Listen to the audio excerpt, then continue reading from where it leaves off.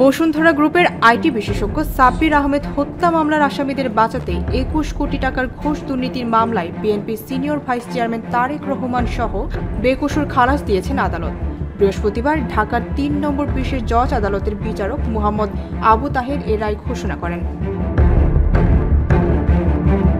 মামলায় খালাসপ্রাপ্ত অপর আসামিরা হলেন বসুন্ধরা গ্রুপের চেয়ারম্যান আহমেদ আকবর সোফান ওরফে শাহ আলম, সাবেক স্বরাষ্ট্র প্রতিমন্ত্রী লুৎফুজ্জামান বাবর, তারেক রহমানের পিএস মিয়া নুর উদ্দিন অপু, আবু সোফিয়ান, কাজী সলিমুল হক কামাল। মামলাটিতে ২০০৮ সালের ১৪ জুলাই প্রাক্তন স্বরাষ্ট্র প্রতিমন্ত্রী লুৎফুজ্জামান বাবর সহ ৮ জনের বিরুদ্ধে অভিযোগ গঠন করেন আদালত।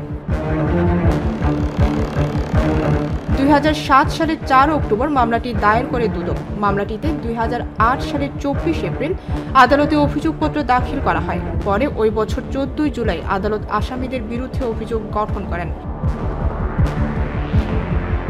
ডেস্ক রিপোর্ট, ভোরের পাতা।